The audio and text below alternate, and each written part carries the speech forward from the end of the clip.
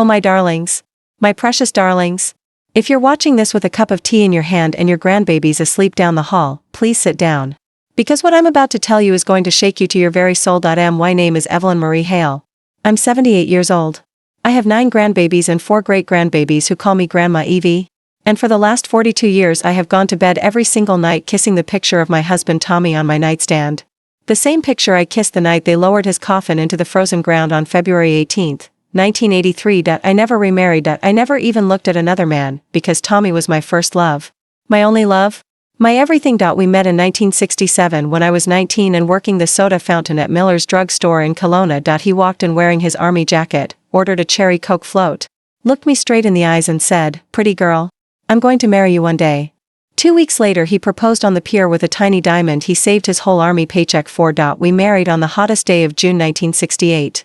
I wore my mama's lace dress. He cried like a baby when he saw me walking down the aisle. We bought the little blue door house on Bernard Avenue. He painted that door himself because he said it matched my eyes when I cried happy tears. 1971 our Sarah was born.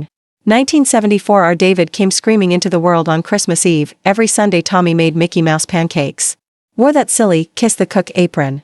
Flipped them so high the kids squealed with delight. 18 night he carried them to bed, one on each hip, and sang, "You Are My Sunshine," off key, while I washed dishes and smiled through the kitchen window. Then came February 14, 1983.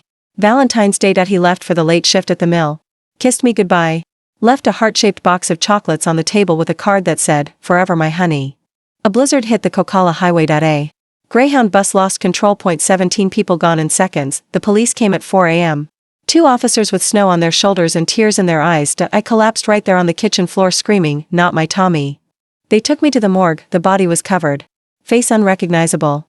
But the left hand had our wedding ring dented where he banged it fixing the truck. I touched his cold fingers and whispered over and over, "It's my Tommy.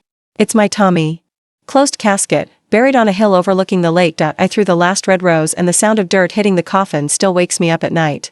Thud, thud, thud. I raised our babies alone and wore black for 2 years, slept with his work shirt under my pillow until the smell finally faded. Every Valentine's Day I bought 2 heart boxes. Ate one crying.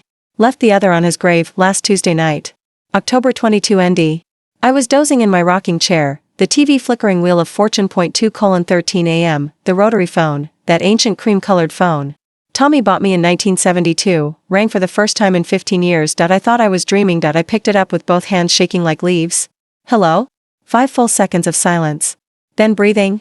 Then the voice that still lives in every corner of my heart. "Honey, it's Tommy."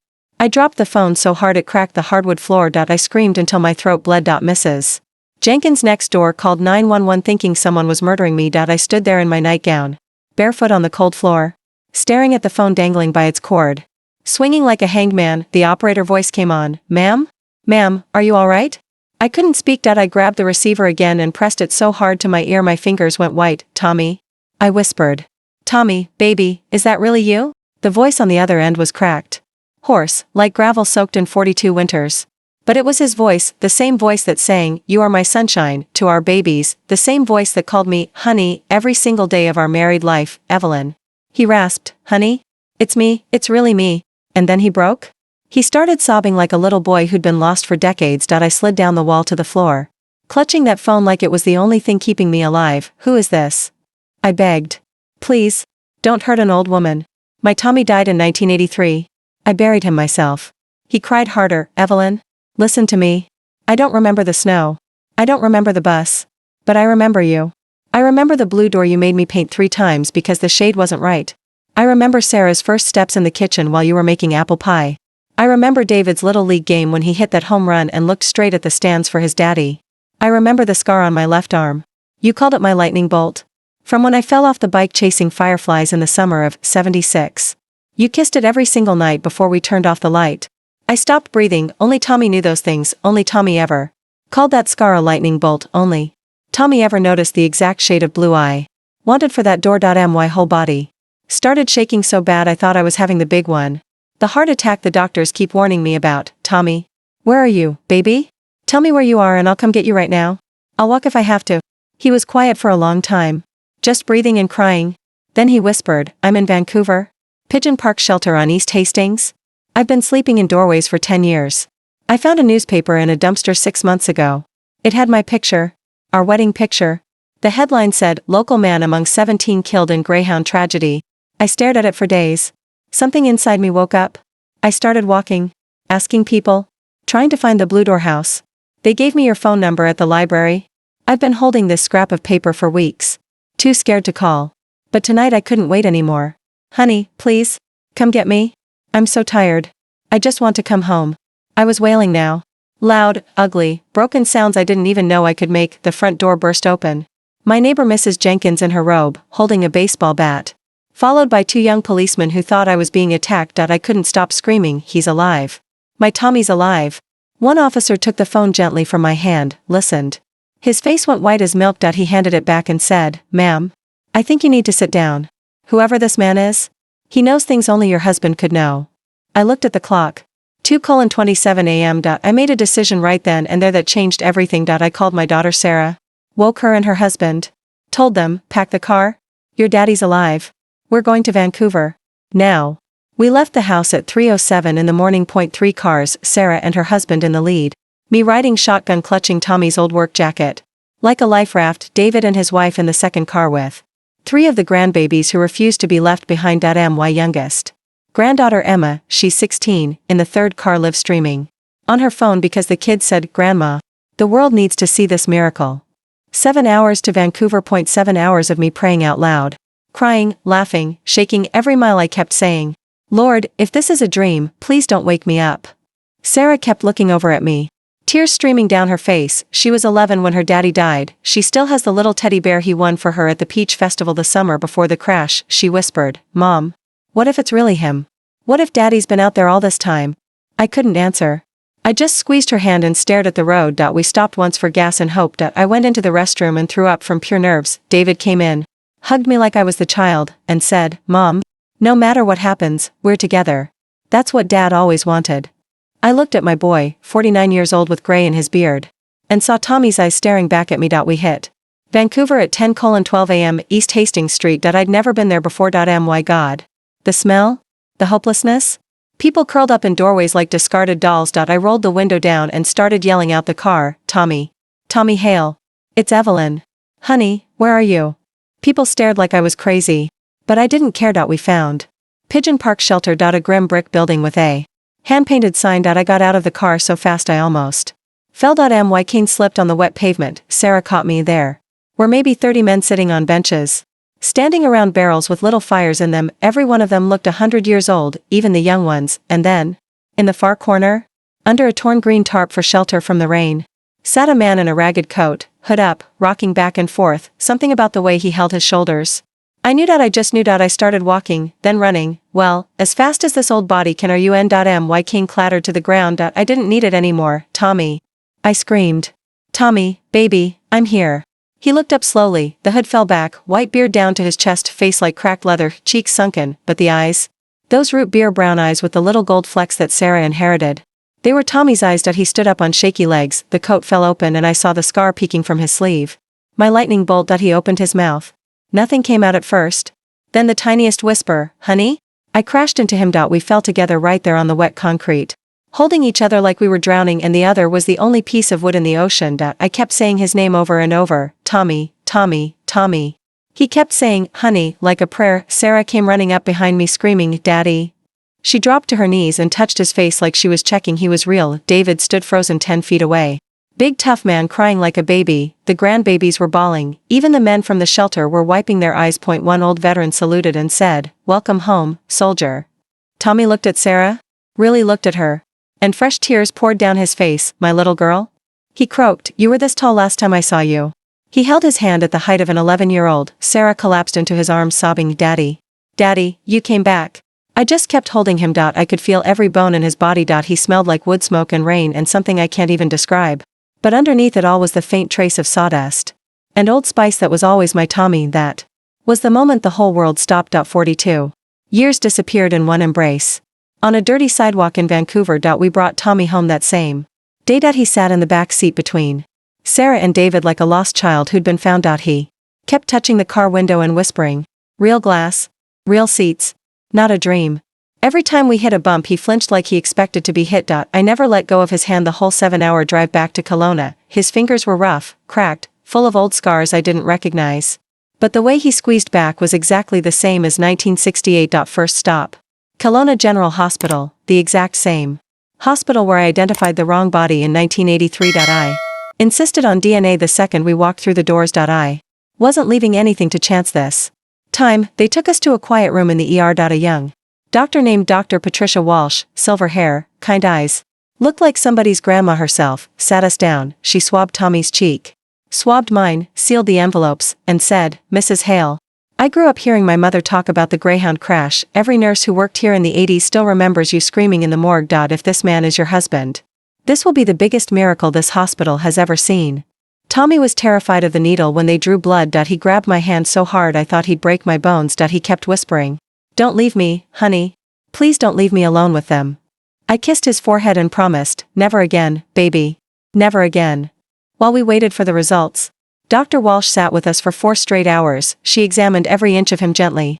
Like he was made of glass, she traced old fractures that had healed: crooked ribs, collarbone, both legs. She found a dent in his skull the size of a silver dollar. She found cigarette burns on his back in perfect rows. She found chain marks around both wrists that had never fully faded. Every time she touched a new scar, Tommy would shut his eyes tight and start shaking. She looked at me with tears in her eyes and said, "Mrs. Hale, this man has been through hell on earth. Whoever did this to him kept him like a slave for decades." Then she told us the medical truth. "In that crash, your husband was thrown 40 feet clear of the truck. He had a traumatic brain injury, went into a deep coma-like state. I in the chaos of 17 bodies. No one noticed one missing. Another victim, similar build, same blood type, wearing Tommy's stolen ring, was placed in the coffin. They never did proper dental records. He woke up days later in a ditch, picked up by human traffickers who worked the remote camps. No name, no memory, no escape. The amnesia protected him and tortured him at the same time." I started screaming again, not from joy this time, but from guilt so deep I thought it would swallow me whole. I had identified the wrong man. I had let them bury a stranger under my husband's name. I had left my Tommy to be beaten and starved and forgotten for 42 years. I fell to the hospital floor, begging God and Tommy to forgive me. Tommy got down on his knees with me, this broken old man, and held me while I wailed. He kept saying, "Honey, you didn't know? You didn't know? I never blamed you. I just waited." The DNA came back at 8:47 that night, 99.999999% match. Thomas Robert Hale. My husband alive. Then came the part that almost killed me all over again. We went to the cemetery 3 weeks later. St. Mary's on the Hill, same spot where I'd cried every Valentine's Day for 4 decades. We got a court order to exhume the casket. I stood there with Sarah and David holding me up while they dug. When they opened it, there was a skeleton in Tommy's Sunday suit. But the jaw was wrong, the teeth were wrong, the ring was Tommy's, but the man inside was not. I dropped to my knees in the dirt and begged forgiveness from that unknown soul. Somewhere out there is another family who never got closure because I said, "It's my Tommy." I still wake up screaming about it some nights. Dr. Walsh held me while I cried and said, "Evelyn, you gave a grieving family a name for their loved one all those years ago now. You've given your own family their father back. Forgive yourself. Tommy already has 3 months now. 3 months of my Tommy back in the Blue Door house. We repainted the door together last week. He insisted on doing it himself, even though his hands shake so bad he spilled half the can, but he smiled the whole time, that boyish grin peeking through the white beard. He said, "Honey, this shade is perfect. Just like your eyes in 1968. Mornings are my favorite." He wakes up at dawn like clockwork, says the camps trained him to rise with the sun. He makes the coffee now strong black, just like always. I flip the Mickey Mouse pancakes for the great-grandbabies when they visit. He watches from the table, tears in his eyes every time. "Remember when Sarah burned her finger on the griddle?" He'll whisper, and I nod, crying into the batter. "But the nights. Oh, the nights are hard." He has nightmares that would break your heart. He'll bolt upright screaming about the bus, the screech of metal, the smell of burning rubber. Or the camps, whips cracking, men yelling, "Work faster, boy." He doesn't remember his real name in the dreams. They called him Hands, because that's all he was to them. I hold him tight, rock him like I rocked our babies. I sing, "You are my sunshine," until his breathing slows. Some nights he doesn't know where he is when he wakes. He'll look at me terrified and say, "Who are you, lady? Where's my Evelyn?" I have to show him our wedding photo every time. Dr. Walsh says it's dissociation, his mind protecting him from the pain. We go to therapy twice a week. She's teaching him to piece the memories together like a quilt. He remembers our honeymoon in Niagara Falls now. How we laughed when the boat soaked us. He remembers Sarah's first Christmas, Unwrapping that dollhouse he built in secret, but the middle years. The lost years? They come in flashes that leave him shaking for hours. The grandbabies are his light. Little Emma, 16. Teaches him how to use the iPad. He calls it the magic window. He watches old Jim Reeves videos on YouTube and cries happy tears. The great-grandbabies call him Papa Firefly because he tells them stories about chasing lightning bugs in the dark. He gardens every afternoon, tomatoes, lilacs.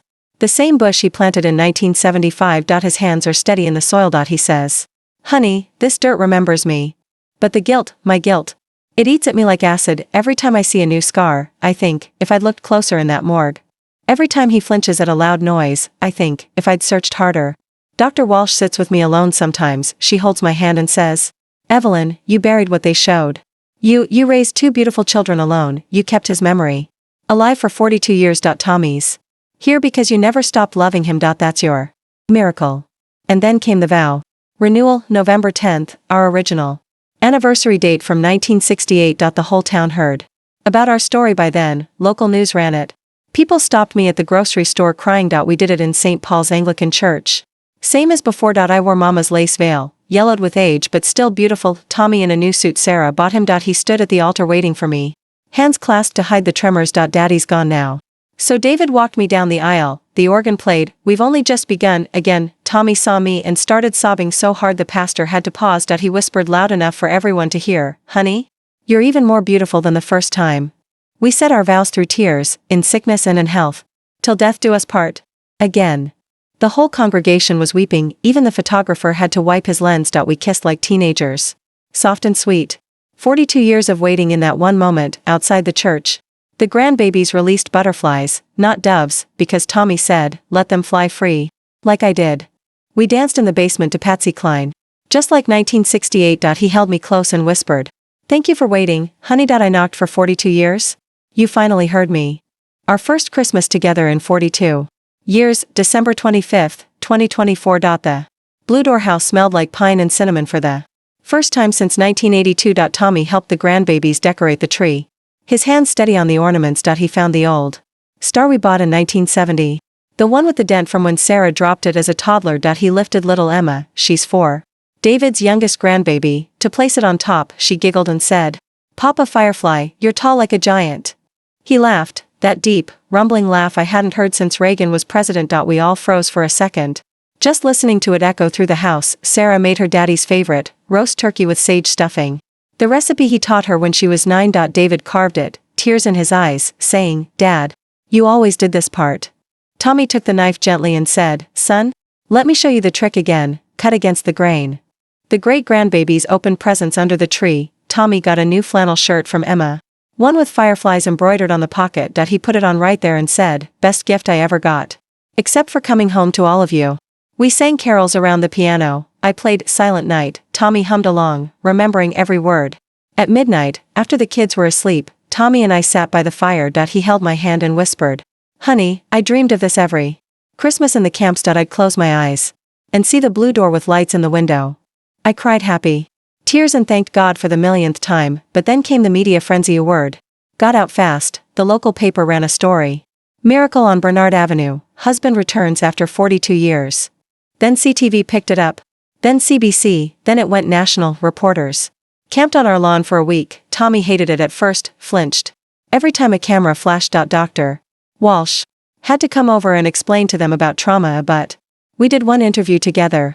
Sitting on our porch swing. I held his hand while he told bits of his story, the crash, the waking up lost, the years of no name. The reporter, a young girl with wide eyes, asked, "Mr. Hale, how did you survive?" He looked at me and said, "Because I knew my Evelyn was waiting. Love like ours doesn't die in a bus crash." The clip went viral, millions of views. Strangers sent cards, flowers, even donations for Tommy's therapy. A lawyer from Vancouver offered to sue the trafficking ring pro bono. They're building a case now, but Tommy says, "No divent, honey. Just justice so no one else knocks unheard." And to all the widows out there, the ones who set 2 plates at dinner just in case, the ones who kiss a photo goodnight for decades, the ones who never remarry because no one could fill those shoes. I see you. I was you for 42 years. I know the ache that never quite fades, the way Valentine's Day feels like a knife, the way you talk to them in the car alone. But listen to this old grandma. Miracles happen, not always like mine, a phone at 2 a.m., but in small ways. In a grandchild smile that looks just like his. In a song on the radio that was your song. In a dream where he says, I'm okay, honey. Don't stop believing. Don't stop loving, and if your phone rings in the dead of night, answer it. It might be the voice you've been waiting for. We started a little support group at the church, Waiting Hearts, we call it, widows and widowers sharing stories, crying together, laughing at memories. Tommy comes sometimes. Sits quiet in the back. Last week he spoke for the first time. I was the one waiting. But love found me anyway. Every woman in the room hugged him after. The small miracles keep coming every day. Tommy found his old toolbox in the garage. Rusted but still there. He fixed the leaky faucet that's dripped since 1984. He planted new lilacs by the window. He calls the great-grandbabies every night to say good night. Some days are hard. He stares at nothing for hours, lost in the past, but I bring him back with a touch, a song, a pancake. Love does that. 6 months since that 2 a.m. call. Tommy's beard is trimmed now. Sarah did it with shaking hands, crying the whole time. He looks 10 years younger, walks straighter, smiles more. The therapy is working wonders. Dr. Walsh says his dissociation episodes are down to once a week. He's even started a little job, part-time at the community garden center, teaching folks how to plant lilacs. These flowers waited for me, he tells them, just like my honey did. The great-grandbabies run to him now, yelling, Papa Firefly.